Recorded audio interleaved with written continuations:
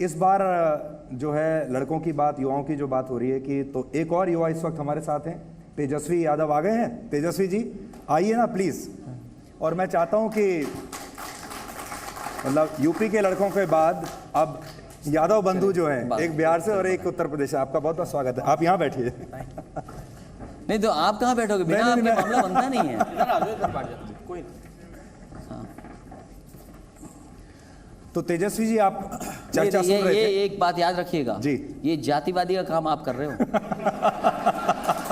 इसका दोषी मैं नहीं हूँ, याद रखिए, मैं सबके सामने कह रहा हूँ। इसके जातिवादी का फैसला आपने कहा है। नहीं, ये सोशल इंजीनियरिंग है। Thank you so much.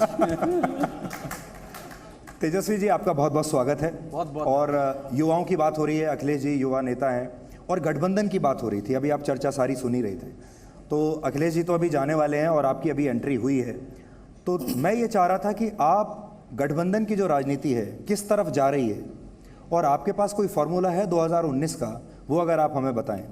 देखिए, जहां महागठबंधन की बात है, हम लोगों ने बिहार में करके दिखाया था।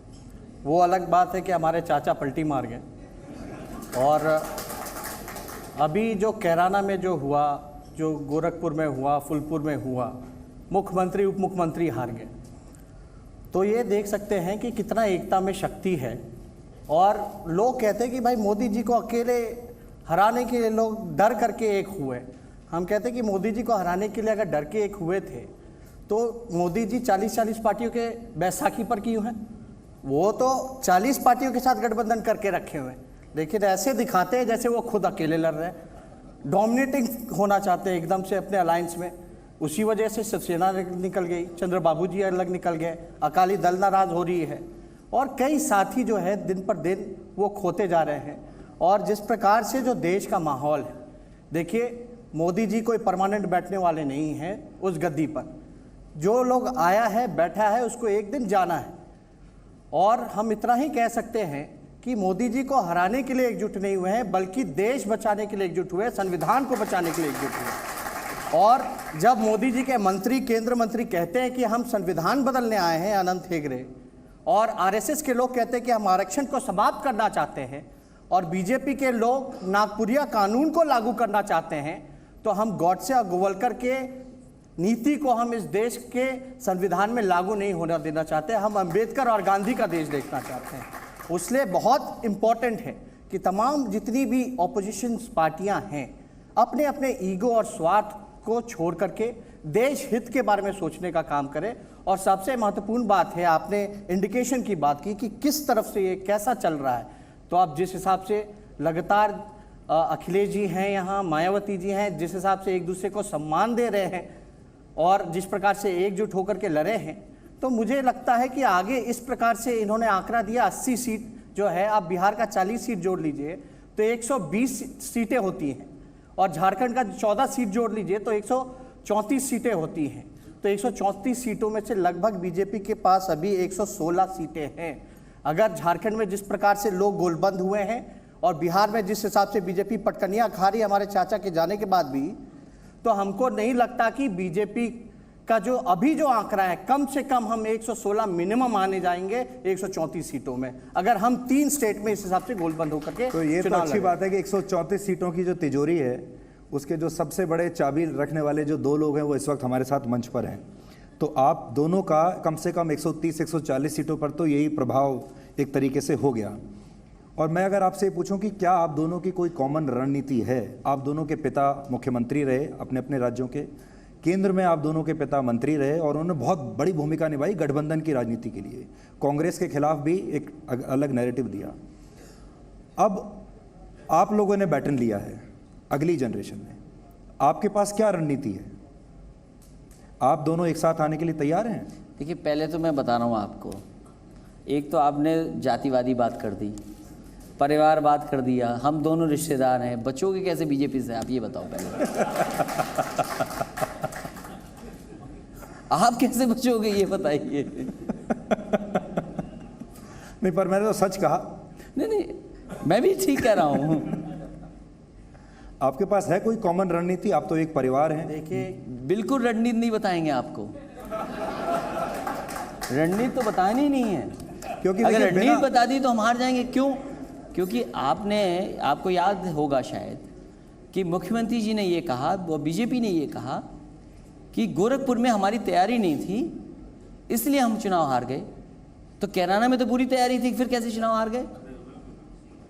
इसलिए हम रणनीति आपको नहीं बताएंगे। ये अच्छा किया आपने कि हम दोनों को एक साथ मिला दिए यहाँ पे। लेकिन एक चीज़ और है, जहाँ हम दो मिल रहे हैं दूसरों को परेशानी होगी, लेकिन हम लोग परेशानियों से लड़ने वाले लोग हैं, ये भी याद रखिए आप। क्या परेशानी देख रहे हैं अभी आप अगले 1 साल के लिए? देखिए, अपने लिए तो कुछ नहीं दिख रहा। अपने बीजेपी ने अपनी अलायंस पार्टनर जो सीबीआई ईडी है सब कुछ छोड़ रखा है, फिर भी हमारे शक्ल पे आपने चिंता नहीं देखी होगी, हमेशा हंसते हुए ही देखा होगा। तो हम तो उसको पार्ट मानते हैं। जिस हिसाब से सीबीआई ईडी बीजेपी के लिए काम कर रही है, हम तो उसका अलायंस पार्टनर मानते हैं। और देखिए, हम लोग नौजवान लोग हैं, हम लोग, अखिलेश जी ने काफ़ी बात कही कि जातिवादी सोच के हम लोग नहीं हैं। हम लोग चाहते हैं कि विकास हो, लेकिन जब तक हमारा देश नहीं बचेगा, जब तक हमारे देश में अमन चैन कायम नहीं रहेगा, हिंदू मुसलमान से लड़ता रहेगा, सिख ईसाई से लड़ता रहेगा, तो हम लोग कैसे अपना देश को जो है एक वहाँ अमन चैन देख सकते हैं, या विकसित राज्य देख सकते हैं, या विकसित देश देख सकते हैं? तो जहाँ पीस है वहीं प्रॉस्पेरिटी हो सकती है। इसलिए हम चाहते हैं कि नौजवानों को रोज़गार मिले, हमारे बिहार जैसे पिछड़े राज्यों में भी कारखाने लगे, और जो महंगाई अभी जिस प्रकार से जो चरम सीमा पर है, और देखिएगा किसान बेहाल है, मजदूर बेहाल है, लगातार आतंकवादी घटनाएं हो रही हैं, हमारे जवान सरहदों पे शहीद होते जा रहे हैं, लेकिन फिर भी आप देखिएगा देश कहाँ से कहाँ हुआ। आप लोग बात करते हो कि मोदी जी जीतेंगे, मोदी जी से डर गए। अरे मोदी जी से पूछिए ना, 4 साल में मोदी जी ने आपने क्या किया, आगे क्या करोगे? मोदी जी चेहरा किस लिए हैं? जिन्होंने वादा किया, एक वादा उन्होंने पूरा नहीं किया, लेकिन मोदी जी जीतेंगे, मोदी जी आएंगे, सर्वे ये दिखा रहा है, वो दिखा रहा है। आप सवाल पूछिए कि आपने नौजवानों के लिए क्या किया, किसानों के लिए क्या किया, देश के विकास के लिए क्या किया, देश की एकता के लिए क्या किया? मॉब लिंचिंग की घटनाएं दिन पर दिन बढ़ती जा रही हैं। हमारे बिहार जैसे राज्य में आज तक ऐसा नहीं हुआ था। नौजवानों के हाथ में 2 लाख ऑनलाइन तलवारें मंगा करके हाथ में दिया गया। हम तो कहते हैं नौजवानों के हाथ में कलम देने का काम करो, रोजगार देने का काम करो, लेकिन बीजेपी के लोग क्या कर रहे हैं? नौजवानों को तलवार पकड़वाने का काम कर रहे हैं। तो इसलिए ये बेहद जरूरी है कि देश में एकता कायम हो और लगातार मिलजुल करके सब लोग रहें और विकास का काम करे रहे। हम लोग ये मोदी जी कोई दुश्मन नहीं है पर्सनली लेवल पर अगर देखा जाए, लेकिन जिस प्रकार से मापदंड जो इन लोगों ने तय किया है, अमित शाह जी के बेटे को, जय शाह जी को इन्वेस्टिगेशन हो ही नहीं सकता, पहले ही क्लीन चिट मिल जाएगा। किसी की मजाल है कि छू दे, लेकिन लालू जी और उनके परिवार पे लगातार 20 सालों से लगातार छापे पड़ते रहेंगे, लगातार रेड पड़ता रहेगा, और सुप्रीम कोर्ट में डीए केस हारते रहेंगे, फिर भी वो केस नया बनाने का काम करते रहेंगे। तो ऐसे देश तो चलेगा नहीं। कल को हम सत्ता में आ जाए, कल को हम ईडी सीबीआई लगा दे किसी के पीछे, एक दूसरे का खून चूसते रहे, और देश का क्या होगा? तो आप आज ये कह सकते हैं कि अगर आप सत्ता में आए तो आप नहीं लगाएंगे सीबीआई को किसी के पीछे? क्यों लगाएंगे? क्यों लगाएंगे? लालू जी तो नीतीश जी को माफ कर दिए, ये जानते हुए भी कि उन्होंने जेल भिजवाने का काम किया, फॉर्डर स्कैम में उनके चहेते लोग पीआईएल करने का काम किए, लेकिन फिर भी उनको अपना करके देश हित के लिए, सामाजिक न्याय और धर्मनिरपेक्षता के लिए, विकास के लिए उनको माफ किया। और बिहार का हम लोग सिंगल लार्जेस्ट पार्टी थे, फिर भी नीतीश कुमार जी को मुख्यमंत्री बनाने का काम किया। तो आप कैसे कह सकते हो नीतीश जी से पॉलिटिकल सबसे बड़ा एनिमी तो कोई हो नहीं सकता? तो उनको जब हम बिहार का मुख्यमंत्री बना सकते हैं, तो आप कैसे ये कह सकते हो कि हम लोग अगर सत्ता में आएंगे तो उनके पीछे सीबीआई और ईडी लगाने का काम करें? अखिलेश जी जिस बात का जवाब नहीं दिए इतनी देर में, वो आपसे मैं पूछता हूँ कि आप, हो सकता है बिहार में आप सिंगल लार्जेस्ट पार्टी बन जाएं, और हो सकता है यूपी में ये सिंगल लार्जेस्ट पार्टी बन जाएं, लेकिन प्रधानमंत्री कौन बनेगा? अगर हम तो बिहार में सिंगल लार्जेस्ट पार्टी हैं, लेकिन कर्नाटका में तो किसी और को बुला लिया जाता है शपथ के लिए। हम तो दावा पेश करते रह जाते, लेकिन हम लोगों को पूछा नहीं जाता है। और देखिए, अलायंस पार्टनर है, ये तय करेंगे कि प्री पोल अलायंस किस प्रकार से हम लोग अपना फैसला रणनीति बनाते हैं, या पोस्ट पोल किस प्रकार से रणनीति बनाते हैं, तो बात की बात है। लेकिन ये बात तो सही है कि देश के सभी लोग, सभी जाति, सभी धर्म, सभी वर्गों के लोगों ने मोदी जी पे जो विश्वास किया था, वो कहीं ना कहीं से लोगों का विश्वास उठता गया है। और लगातार आप देखिए, बीजेपी तो पहले मेजॉरिटी में थी, अब अल्पमत में आ गई है, लगातार बाई इलेक्शन हारती रही है लोकसभा का, और अब तो कल को कोई अविश्वास प्रस्ताव आ जाए तब तो बैसाखी पर है बीजेपी। शिवसेना अगर सपोर्ट करे या ना करे हो तो उद्धव ठाकरे फिर किंग मेकर हो जाएंगे। तो ये स्थिति बीजेपी को चिंता में डाली हुई है और बीजेपी में तो लगातार जो है अंदरूनी कलह भी है। तो वो भी हमको लगता है कि आने चुनाव जैसे जैसे समय आएगा वो भी सबके सामने आएगा। तो लगभग मिशन अकम्प्लिश्ड लग रहा है मुझे आपकी बातों से। तो अखिलेश जी को जाना है, तो मैं अखिलेश जी से जाने से पहले, धन्यवाद करने से पहले, आपको ऐसा लग रहा है कि मिशन ऑलरेडी अकम्प्लिश्ड है और लगभग आप वहाँ पहुँच ही चुके हैं, मतलब बदलाव हो ही जाएगा, या अभी और मेहनत करनी बाकी है? ये सब लाइव जा रहा है? हाँ, ये सब लाइव जा रहा है। नहीं, क्या पता रिकॉर्डिंग करके वो सुने बीजेपी के लोग। नहीं, वो तो सुनेंगे ज़रूर, अभी भी देख रहे होंगे, लेकिन बाद में भी सुनेंगे आपकी बात। तो मैं बहुत कुछ कह चुका हूँ, वही बात फिर कहूँगा मैं, इसलिए बहुत कुछ कहना नहीं है। देश नया प्रधानमंत्री चाहता है। अब नया किधर का होगा? अगर आप पे नया हो तो आप बता दो। छोड़िए बात हमारी, हम पे है नहीं प्रधानमंत्री। आप पे नया प्रधानमंत्री कौन है? नहीं, मुझे आप अगर अपने गठबंधन में नहीं, आपसे नहीं बोल रहा हूँ, आप बीजेपी का नया प्रधानमंत्री कौन है? मैं कैसे हमारा कोई नया प्रधानमंत्री नहीं है, चलो हमने स्वीकार कर लिया। आप अपना नया प्रधानमंत्री बता दीजिए कौन है। तो आपको ये भी लगता है कि ये भी हो सकता है कि बीजेपी में से ही कोई नया प्रधानमंत्री आ जाए? वही तो मैं जानना चाहता हूँ। अगर आप हमसे पूछना चाहते हो, तेजस्वी से पूछना चाहते हो कि आपके गठबंधन का प्रधानमंत्री कौन है, चलो हमारा कोई प्रधानमंत्री नहीं है। आप बताइए कि बीजेपी में आज नया प्रधानमंत्री कौन सा है? नहीं, उनके पास तो मोदी है और वही रहेंगे। कोई नया हो तो बताओ।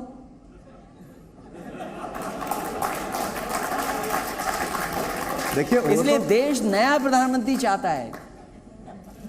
तो आपको ऐसा लग रहा है कि मुद्दा ये रहेगा कि प्रधानमंत्री पुराने प्रधानमंत्री चाहिए कि नया चाहिए, ये मुद्दा रहेगा?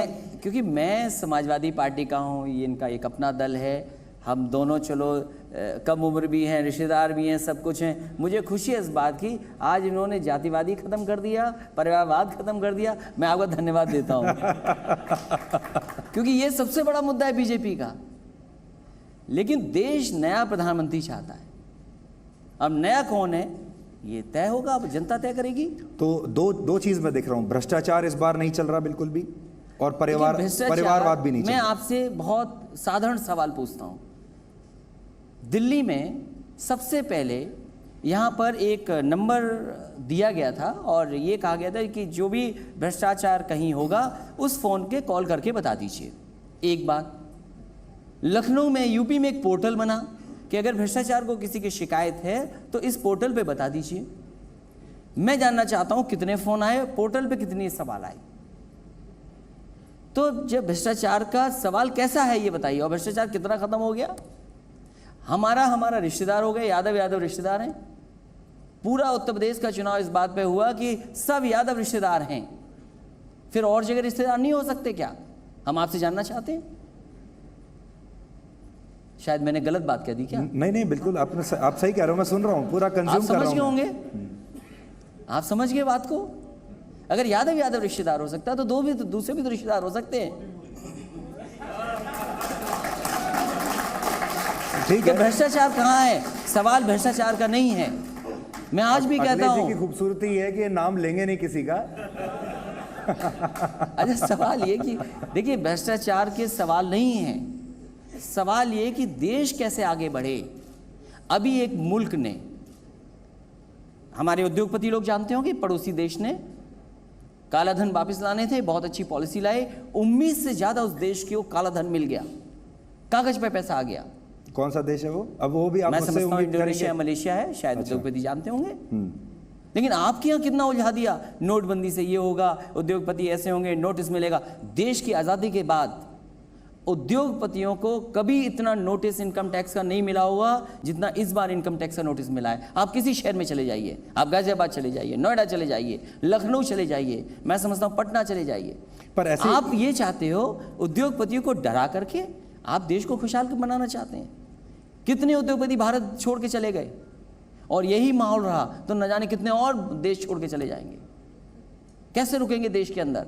जो आपका ब्रेन है, जो आपका पैसा है, जो रोजगार दे सकते हैं, नौकरी दे सकते हैं, वो तो देश छोड़ के जा रहे हैं। सरकार बताए कितना देश छोड़ के चले गए, सरकार बताए एनपीए कितना है, सरकार बताए कि बैंक लोन मिलेंगे कि नहीं मिलेंगे। तो बिना इन चीजों के देश कैसे खुशहाल होगा? तेजस्वी- सवाल ये, इसलिए हम चाहते हैं कि नया प्रधानमंत्री बने। नया प्रधानमंत्री बनेगा, बिल्कुल आपका ये मुद्दा सही है, और अगर आप इसको, इस नैरेटिव को ले जा पाए तो हो सकता है जनता को पसंद भी आ जाए।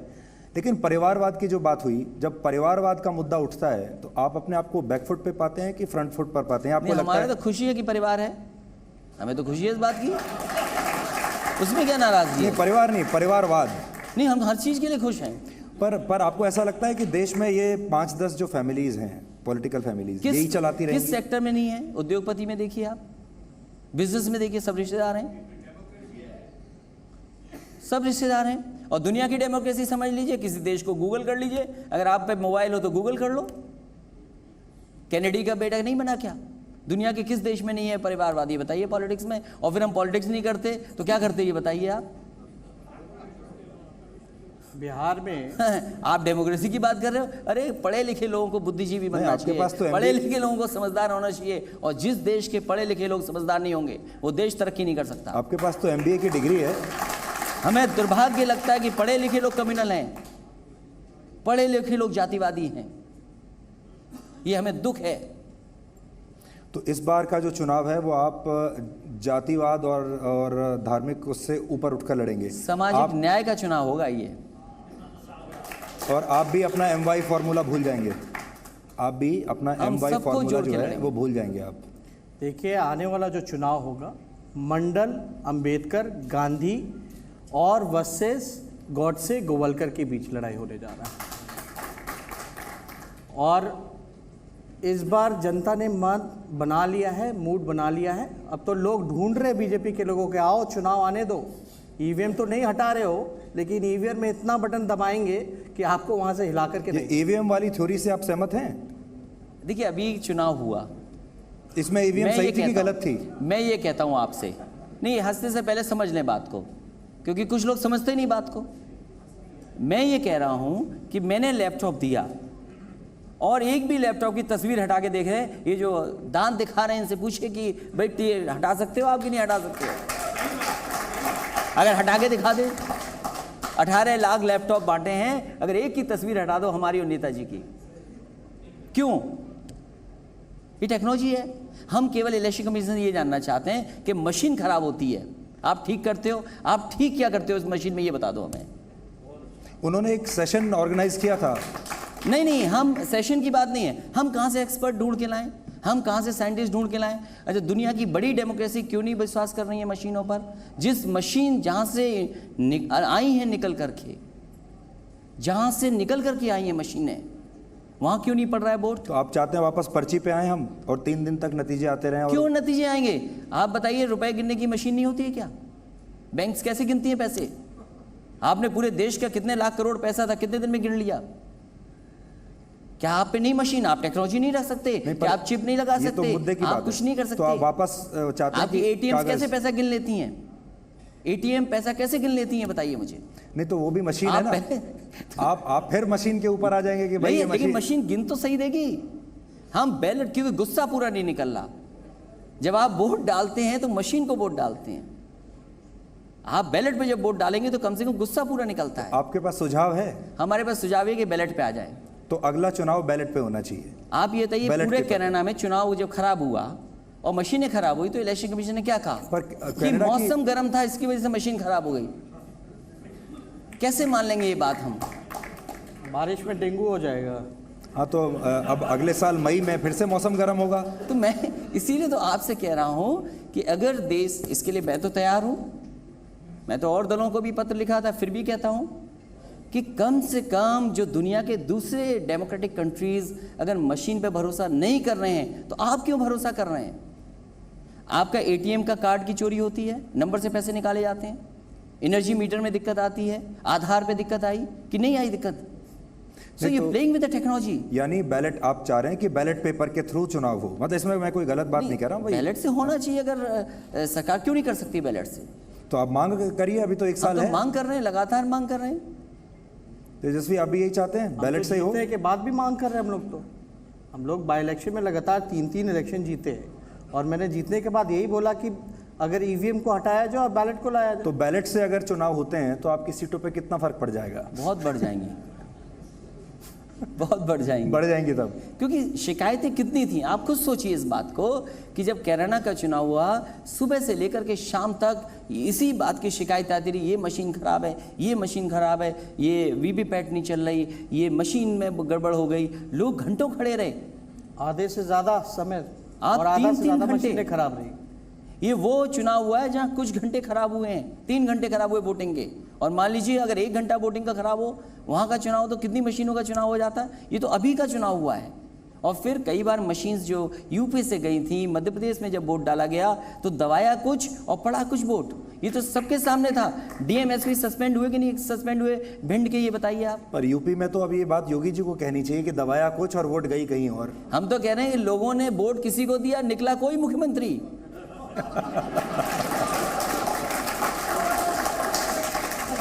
अखिलेश जी आपका बहुत बहुत शुक्रिया। तेजस्वी से हम अपनी बातचीत जारी रखेंगे, पर आपका बहुत बहुत शुक्रिया, आप आए और आपने बहुत अच्छे, नाम तो नहीं बताया आपने, बट आपने बहुत अच्छी बातचीत की। अच्छा, थैंक यू सो मच। आपका बहुत बहुत शुक्रिया। ठीक है, और एक ऑल द बेस्ट। एक तोहफा है आपके लिए, ये देखिए। Very nice, thank you. ये हमारी तरफ से, ये आपके लिए है। Thank you so much. Thank you so much. Thank you so much. Thank All you, the best. Thank you, All the thank best. You. Yeah.